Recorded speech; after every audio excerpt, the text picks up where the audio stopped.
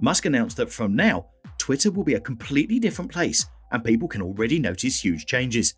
Also, Elon Musk has revealed the main reason why he has banned a number of well-known journalists, and he claims that the reason is that the journalists were trying to disclose very personal information about him.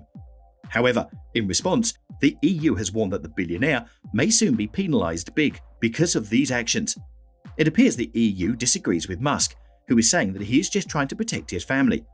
In addition, after stating that some crazy stalker assaulted a car transporting his small child, Musk has pledged to sue the owner of @Elon Jet, saying it was a threat to his physical safety. Musk took to Twitter after the event to release a scary video of what appears to be a crazy stalker who was allegedly following his son and mistaking him for himself.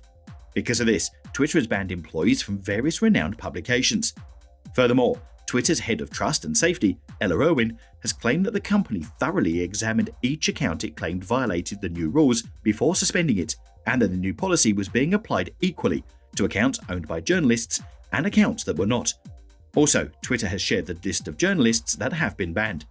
Moreover, Musk has accused the journalists of doxing him, a term used to describe revealing private information that could identify someone's location.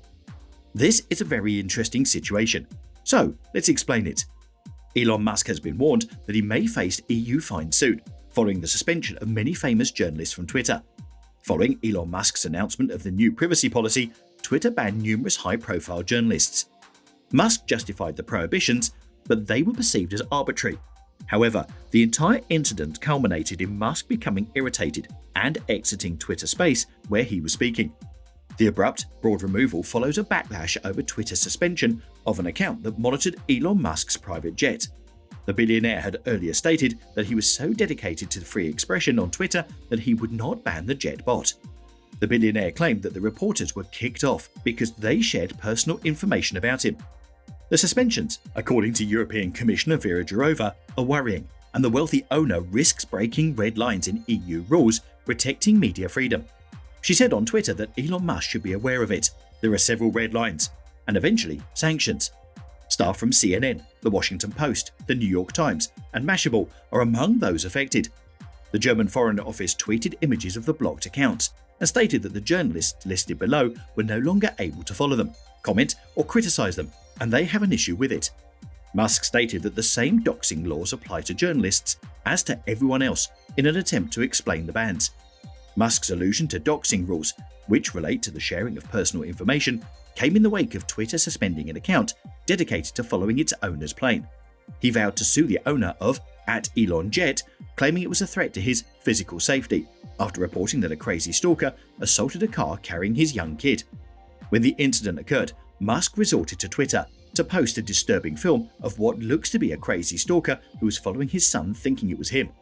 Viewers can see a hooded man wearing a black mask that only covered his lips inside a white Hyundai Elantra, the license plate of which was captured on camera in the 11-second video shared to the social media site.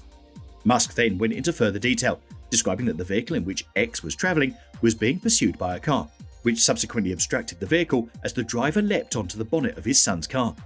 This is enough to scare anyone and make them worry about their safety, so it was only fair that the blacklisted journalists were penalised for tweeting about the bot account, saying that criticising him all day long is absolutely okay, but doxing his real-time whereabouts and harming his family is not.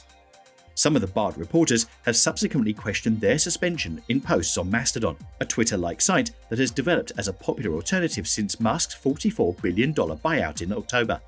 Musk then joined the live broadcast as it garnered thousands of listeners.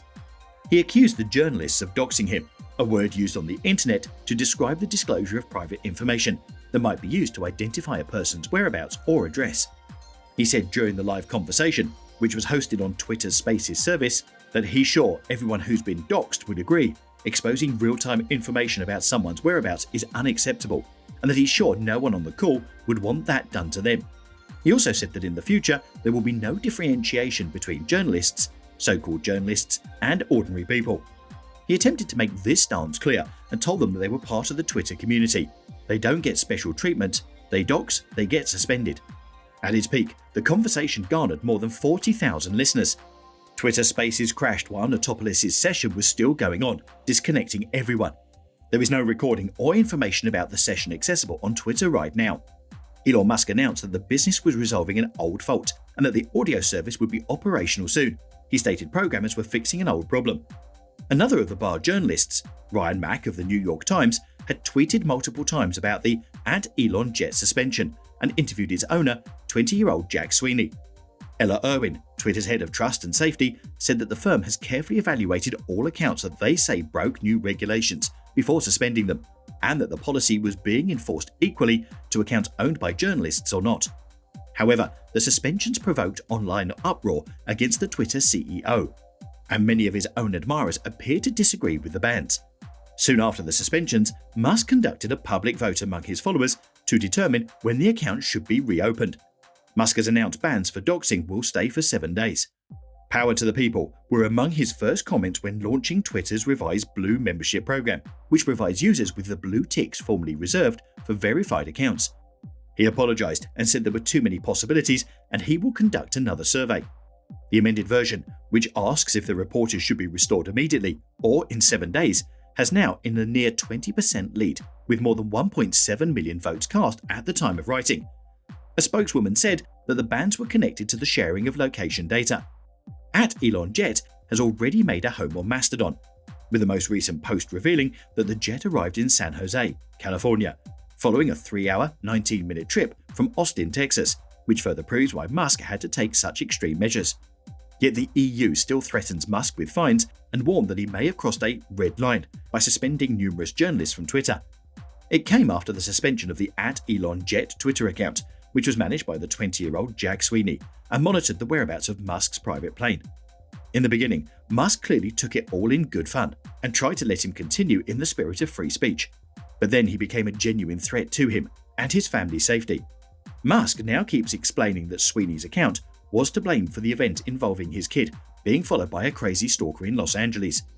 He added that anybody divulging real-time whereabouts of persons would be suspended as a safety violation. That's it for today. Subscribe to our channel and hit the notification bell.